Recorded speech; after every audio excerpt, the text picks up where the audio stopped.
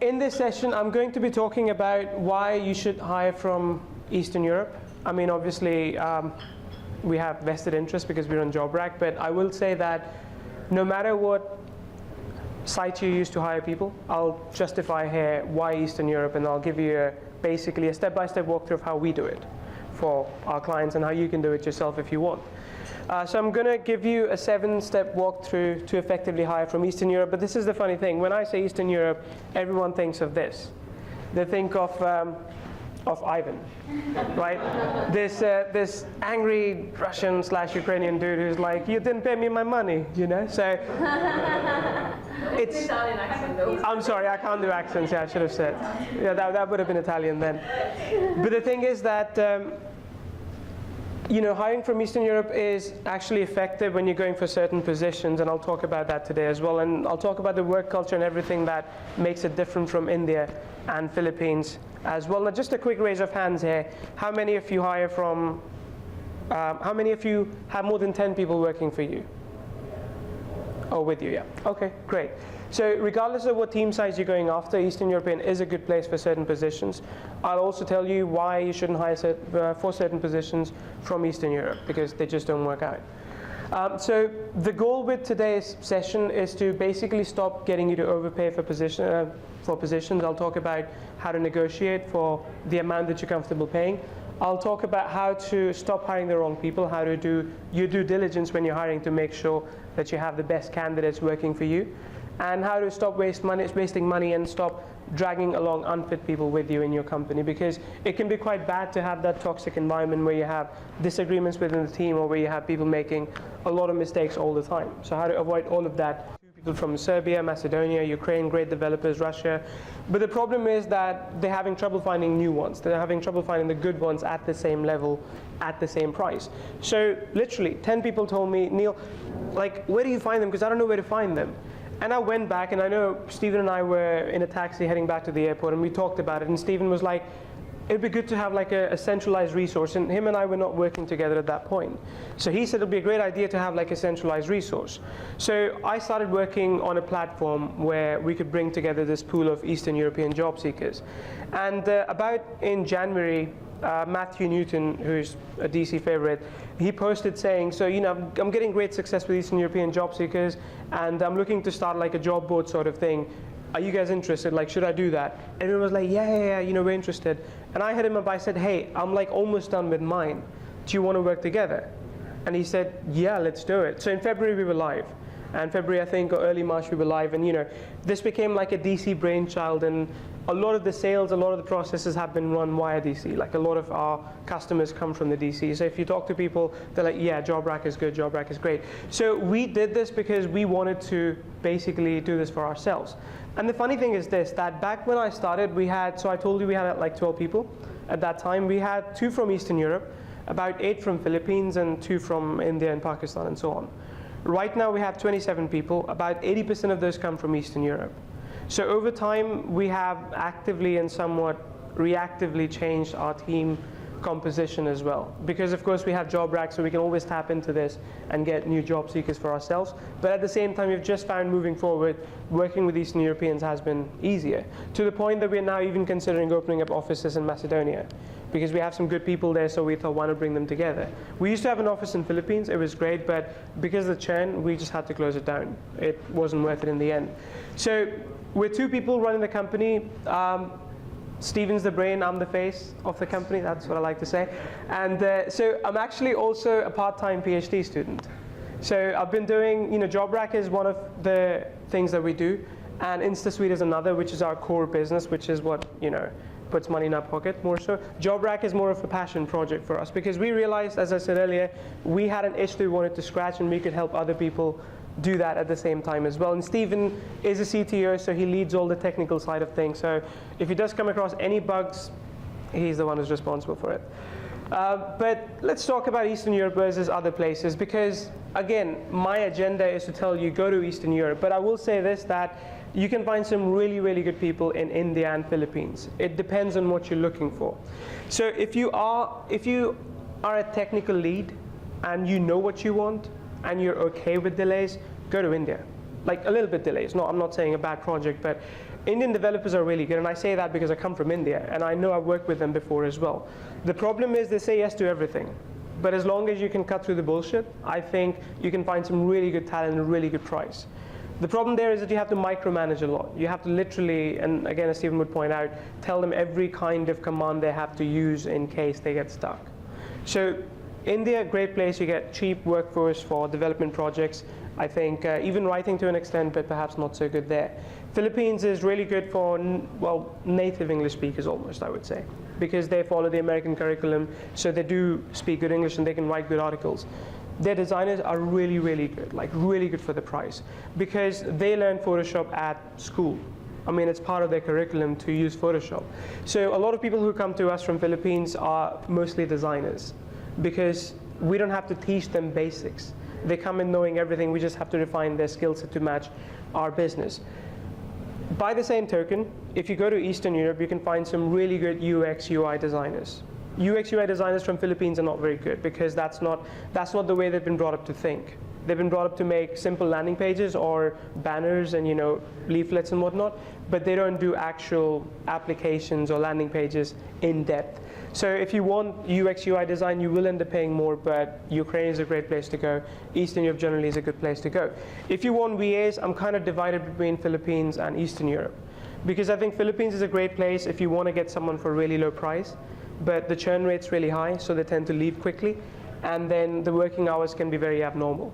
So personally, because I live in Europe, I prefer dealing with someone who's on the more or less the same time zone, and they can overlap some hours with the US as well. Like, I don't know about you, but if I had to work every day from 8 p.m. to 4 a.m. in the morning, eventually I would get exhausted. So I think it is a tough thing for them to do as well. Developers, hands down, by far the best place to go. I think you get much more value for your money. And I think this kind of, I want to cover like 6 different aspects where Eastern Europeans differ from, let's say, India and Philippines, and we'll talk more about that in comparison. So in terms of education, Eastern Europeans are very much technology driven. I have a friend in Estonia, and his daughter is 9-year-old, and she's learning how to build mobile apps. I think when I was 9-year-old, I was out playing on the street, I was in India, so that makes sense. But the thing is that the education there is really suited to getting a job at the end of the day building software. So if you want developers, the education really fits that mold. Language, they're not native English speakers, so it is difficult to find really good content writers there, but they pick up concepts quickly. So as long as you're okay with them delegating work to a Filipino, that's fine. You get a lot of mileage from that. The cost to you, I think, is a little bit higher than Philippines, a little bit, like a few dollars by the hour, but not that much. I'll actually, maybe if you have time later, I'll show you a salary calculator that will help you determine how much you should pay maximum.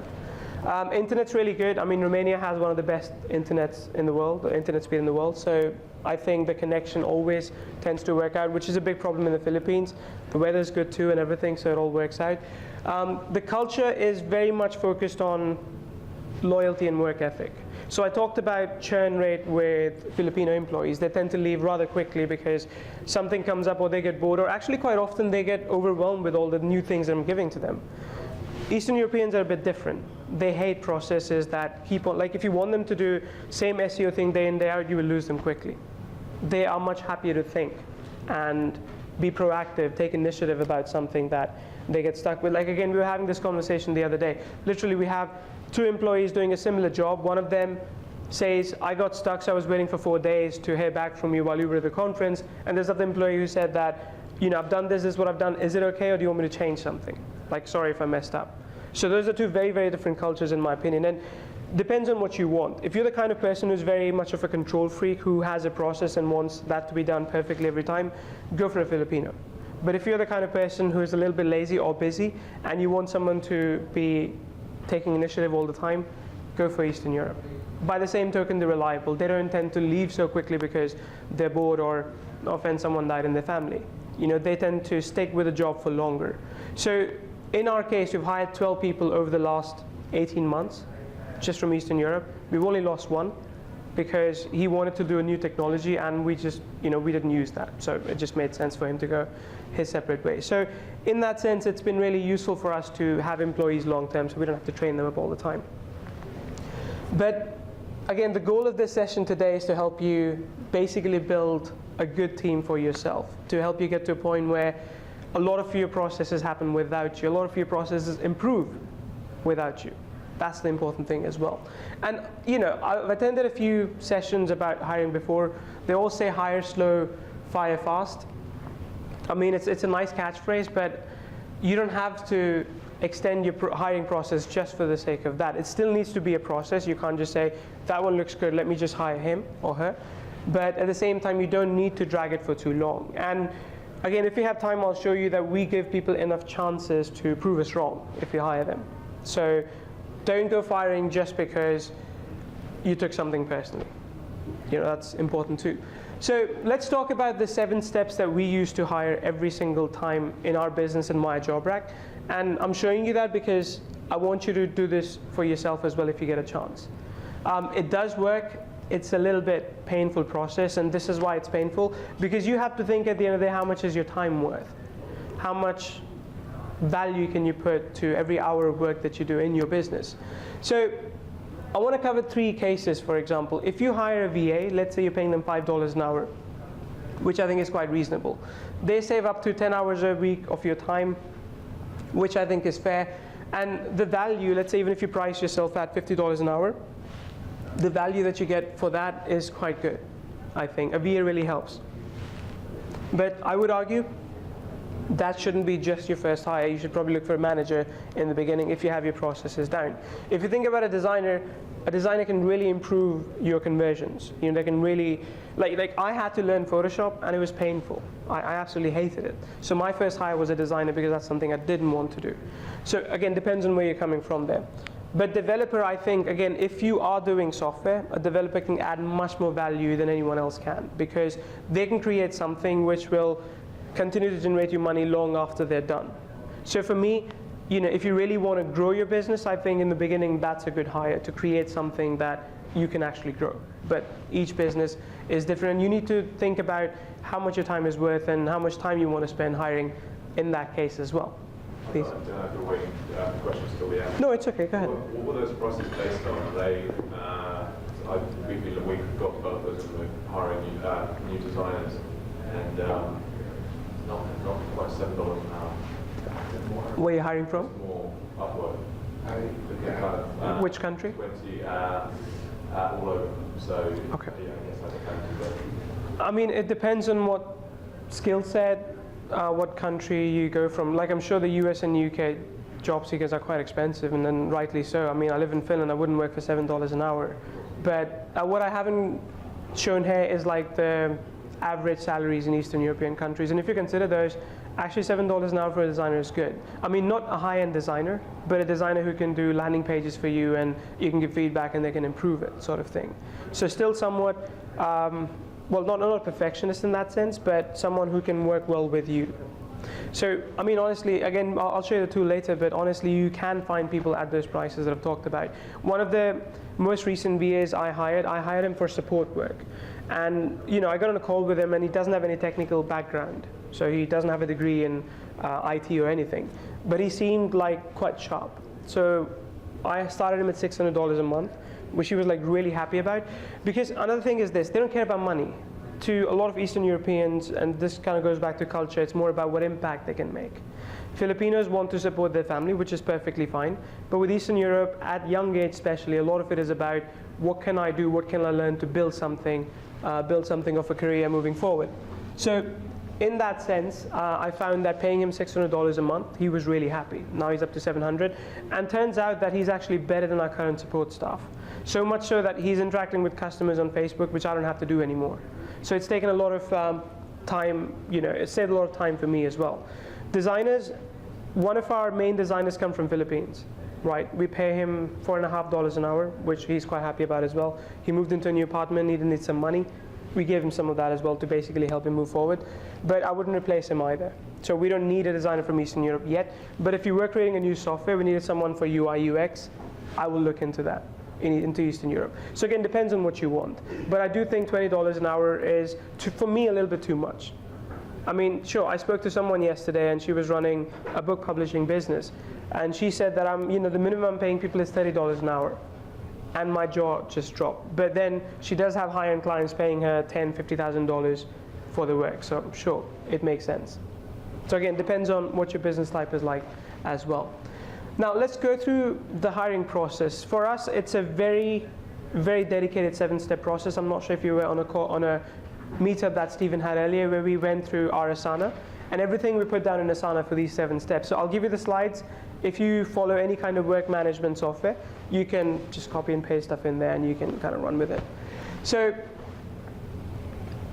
because we work with a lot of done-for-you cases as well, where we find people for someone, a mistake I see happening all the time is people come in not really knowing fully well what they want. So they have some vague idea, but they don't have a budget. They don't really know what skill sets they're looking for. And I'm sure you felt that too when you come with a really new idea of a product and you thought, okay, I want to get this done or I want to get this service done, but you didn't know where to start. So unfortunately, that happens with a lot of people. So one thing we always recommend is making sure you understand the characteristics of the person you need. So making sure you understand the personality type, the skills that they need to possess, and all of this is really handy, really useful if you want to make sure the person can get up and running quickly. A mistake I've made in past is hired someone because they sounded good, or because we don't have that particular opening, but you could fit somewhere else, so let's hire you and then let's see how it goes. That never works because you end up getting distracted from your objective. So I would recommend against that.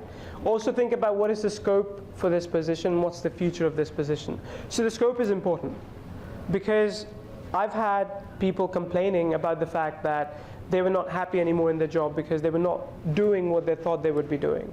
Because I thought, okay, you're capable, I'll give you more stuff to do. And sometimes they won't say no, sometimes they will. But if they don't say no and if they don't like it, they'll leave because they'll just feel that they're not completely aligned with where the company's headed. So in that case, I would say that the scope needs to be on point for you. Same thing with the future. How is that person going to grow in future? A lot of mistakes a lot of employees make is that they think, okay, this is for now, and let's see how it is in 6 months. A thing that Stephen does really well is kind of give them future projections. Like, if you come on board, where you're going to be in 6 months and 12 months with us, and what will your potential career look like after that? So it kind of gets them ready to feel comfortable with the idea that they're not just doing this for money, but they're doing this for the vision of the company, which they really align themselves with as well. So it's funny, and I'll discuss this later as well when we talk about discussing salary and whatnot. But a lot of times people that come to me, it's so easy to negotiate with them because Stephen's already done all the hard work of convincing them that working with us is a good thing for them. Otherwise, I've interviewed people who say, we want $20 an hour, and I can't even negotiate with them because we haven't sold a job to them well enough. So I'll say this, that a lot of people we hire from Eastern Europe are young, except for one senior developer. And for them, they're more growth-oriented. They're more looking for knowledge about learning a new skill set and developing themselves with that. So they don't focus so much on money. So I have found that if you have a budget, you can negotiate really well with them. And it still works in both of your favors. Negotiation, a lot of people feel like if I'm paying less than what they ask, it's a bad thing. It's not. People ask for ridiculous prices. I'm sure you've seen that in Bangkok. When you try and take a taxi, they say 300, you agree with 100. Happened just a few days ago. It's the same thing with hiring job seekers. So you can negotiate better with younger people because remember, they don't as yet also have a family to feed. It's just them maybe living with their parents, so they have a flat in the city center and they're paying all the expenses, they just need a little bit more. So I think you can get someone for a good price. Again, I don't know what age you're hiring at, but that's what we found. So we're talking about characteristics, right? I think, not sure if anyone attended Matt Singer's session about DISC personality. Really good session, really, really good session. We also do these kind of tests, which I think is Briggs-Myers, and it really helps to know how everyone is, so you can work with them accordingly. So do personality tests with your team, even at the recruitment process. So one of the first tests that we do quite often is saying, hey, can you do this personality test and tell us which personality are you? And that's, I'm not going to say no to them if they're a certain type, but it helps to know if they're aligned to the position that we have open. You looked at a slide, I'm wondering what service or tool you use with 16 personalities? I think 16, I think 16 personalities. Yeah. Yeah, that's animation, yeah. I think Quinn's actually the designer of this thing. That she is, yeah. I should give her props for this, I think, yeah. Yeah, she's really good. So you put each new potential employee through their evaluator and come in with that. Yeah, I think. Yeah, we make them do that, and they deliver the extra stuff. So it just helps to know so we don't hire the wrong person for the right job. That's the key thing here as well. So that's step number one, is really making sure you know what you want, because if you don't, it's going to go wrong, I can promise you, and I've made that mistake as well before. Step number two is writing the job ad. Now, a mistake that a lot of people make, a lot of employers make, is they think that just because I have money to give, I can just write whatever I want and you'll come on board anyway because I'm paying well. It doesn't work like that. It really doesn't. A job ad is like a sales copy. You need to sell someone on the opportunity. It's as much of a big deal them working for you as it is for you working with them. And you have to look at it like that. It has to be mutual respect. So I would say write the job ad like a sales copy and also focus on what's in it for them, always. A mistake a lot of employers make is they say, this is what you're going to do, this is when you're going to report, and this is what you're going to get. They don't think about how the job seeker is going to grow. So include that in their copy as well. I'll give you a downloadable example of one of our best converting job ads. And don't start by demanding a whole lot of skills, right? So I was actually talking to Quinn yesterday, and she wasn't very happy with one of the job ads that she ran. She said only got like one applicant, and I was like, I'm surprised. But I looked through the job. It was really good, but in my opinion, it was a bit too detailed. Like, she basically told everything she wanted to get done. And that scares people. On the first page, like, it's okay, you need to give enough, but not so much that they feel like, I can't do everything, so I'm not the perfect person for the job. Because a lot of times, I'm sure when you were perhaps looking for a job when you were younger, or when you graduated, they were asking for 10 years as to what could be done better, what could be done differently. So that's something you can do as well. With VA, attention to detail, so send them on a treasure hunt online. Get them to bring like a spelling mistake from one of your sales pages or landing pages. See if they can do that. Just something like that. And again, that might not be their job after all, but it's important to check whether or not they're reading all the instructions. And also have a strong CTA. A lot of job posts basically end with, great, I'm looking forward to hearing from you. Thanks, bye. But your job post needs to be like, step number 1, do this. Step number 2, do this. Step number 3, do this. Give them enough idea about what they need to do next, because remember, you set the precedent then. What you say then is something that they will always expect when they're working with you in that role as well. So that's step number 2, writing the job ad. And again, I want to emphasize here that Eastern Europeans often buy into company vision and their role in reaching their goals. A lot of people who come on board with us, what they want to know is what impact they will make in the company, what their KPIs are going to be. They care more about that than just the process. A lot of them are hustlers, I found, in comparison to Philippines or India. So that's one of the key differences as well. Now, okay, this is like a really bad job ad I wanted to show, and this came from a customer on our platform. It's just one big paragraph. I mean, I'm sure he copy-pasted and he had bullet points, or he or she, and it just came out badly. It doesn't convert, it doesn't work. This is more of what we put out there. It's a bit more detailed, and again, I'll give you a copy of this, so don't worry if you can't read it. But it's a bit more detailed. But the thing is, it really helps set expectations from both sides. So that's important for us. Step number 3 is collecting applicants. So again, just because I own JobRack, I wouldn't say just use that. You can also go out to other places and use Upwork. Use as many as you can. Remember, you need to have that abundance mentality. You need to have enough applicants to go through. So you don't have to stick to one job board. Use as many as you can. Build up a big database of job seekers. And then I would say that you need anywhere between 15 to 50. If you're getting more than 50 applicants for your job, I think your job post wasn't detailed enough. Right? You were too generic, like I want a VA to come on board and do these 7 things. Everyone's going to apply because they can do probably one of those things. So 15, I think, is minimum, because it gives you, as we go through the next steps, you'll see that you're going to lose a lot of people along the way as well. So it gives you enough buffer in those cases. I will say this, that don't mass communicate with applicants unless you absolutely have to, unless you're just giving them a time for an interview, then it's okay. But don't send them a mass email. Look at their portfolio, look at their profile, and see what they can do best. And for Eastern Europe, we do find fewer but more compatible job seekers on any platform. Less population, partly, but also less people are online the way they are in India or Philippines, for example. So we do find fewer people, but at the end of the day, it's a numbers game, which is why I said get as close to 50 as you can. And you should be able to hit 50 if you post on multiple places within a week. 15 as well, somewhere between that. Now, step number 4, this is where you start communicating with job seekers, right? So depending on how many applications you get, you're going to have to read a lot of them. You're going to have to read a lot of applications, making sure that they are legitimate, they're good. I would say don't skip or skim this step if you can, and don't give it to someone else, because if you are hiring, you need to know what you want. If it's your manager hiring, sure, different thing altogether. And what's really helped us is asking our team to chip in as well.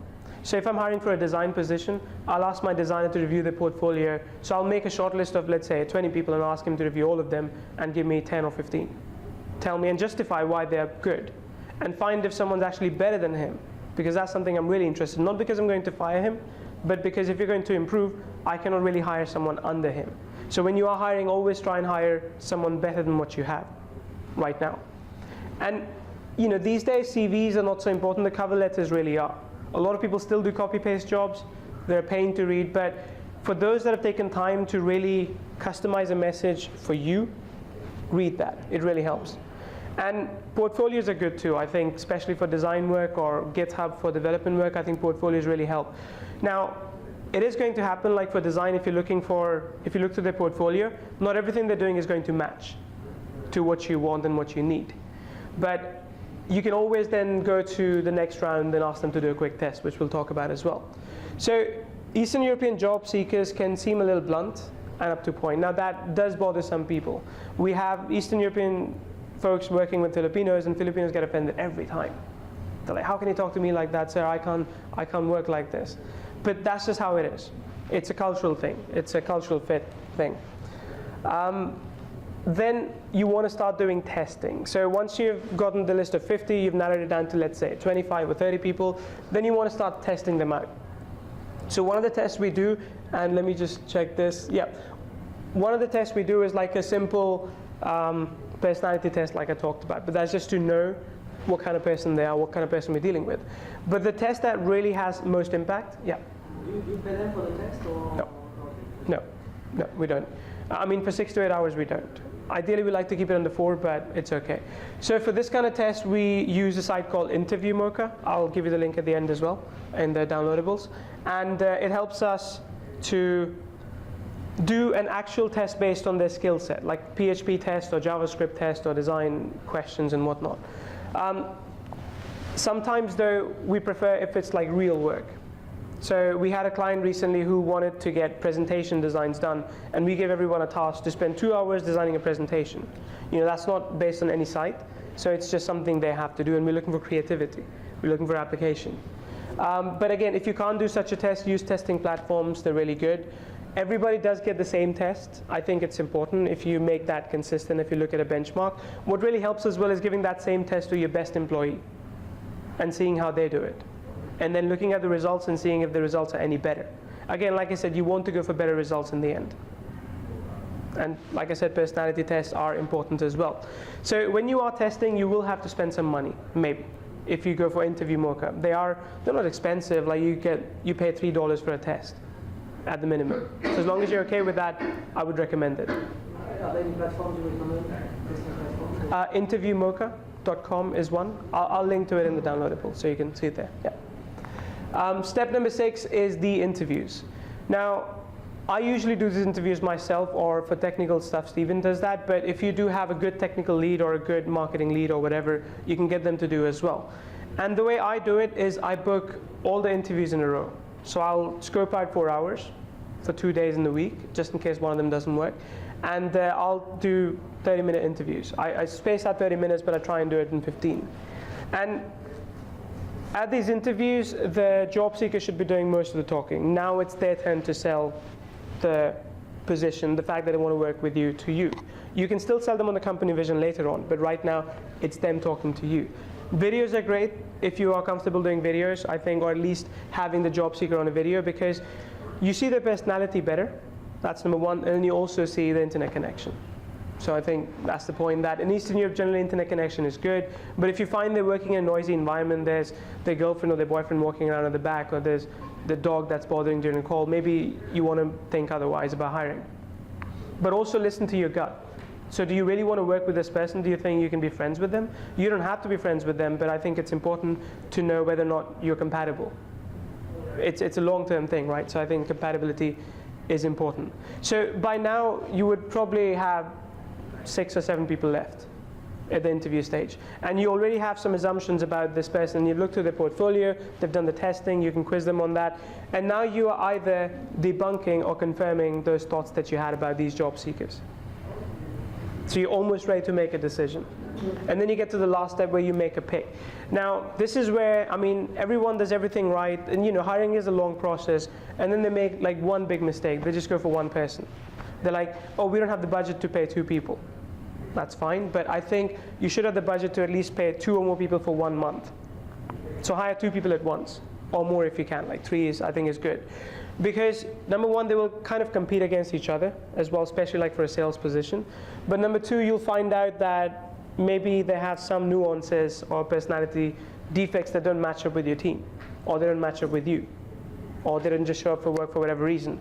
So when you're doing this, hire 2 people, I would say, at least, and then you can always also negotiate with salary, right? So if you hire 2 people, it's easy to be more demanding in what you're comfortable paying. Now, I never ask anyone to underpay. I don't like those folks that hire people in Philippines for $250 a month. I think it's a bit too low. But understand, so the way I work is I ask them, like, what would make you comfortable right now? How much do you need every month? And I don't ask for an hourly figure, because the hourly figure can easily be inflated. I ask them simple question like, how much money would be enough for you right now? Tell me. So let's say for this position, this VA that I hired, he said 800 would be pretty good. Like, I'll be happy with 800.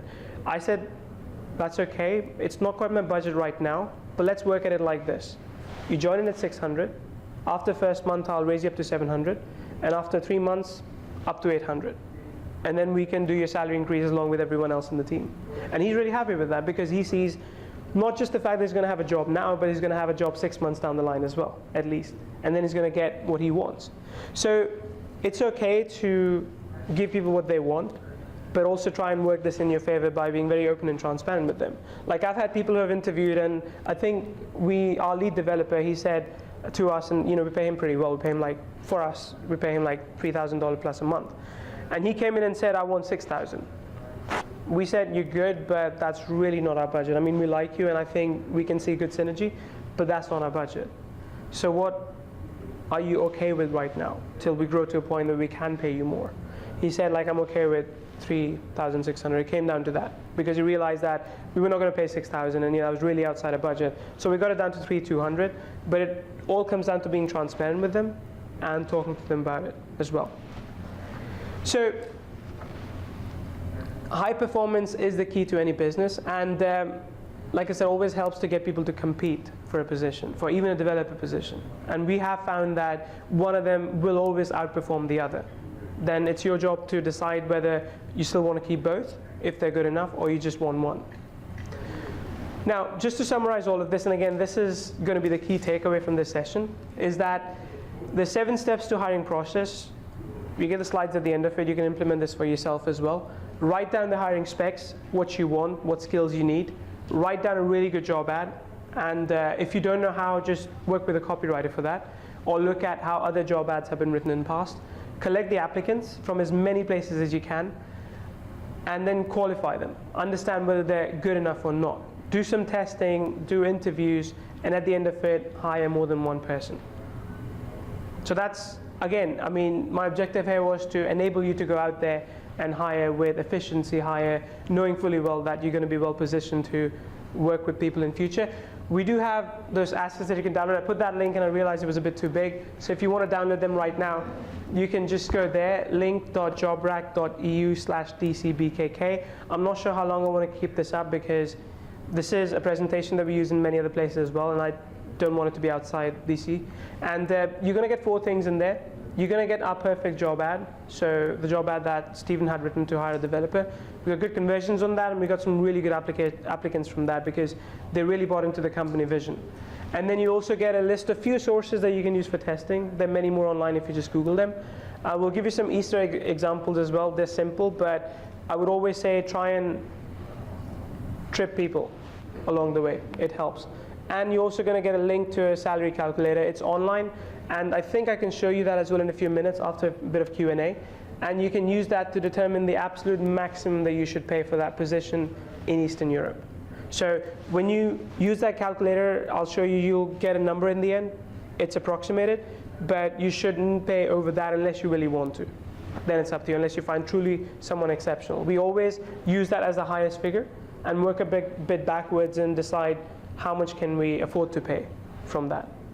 So yeah, that's the end of the presentation. Any questions? Yeah.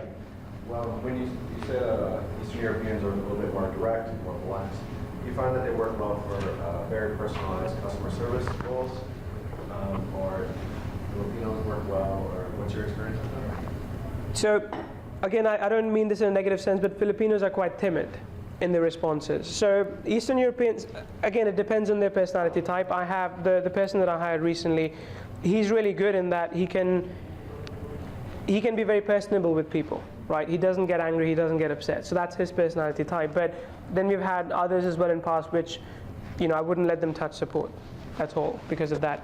With Filipinos, it's generally a safer bet, but you also then have to remember that they might not be able to resolve every issue and they will come back to you for that. So we have in past worked primarily with Filipino support staff. They were really good.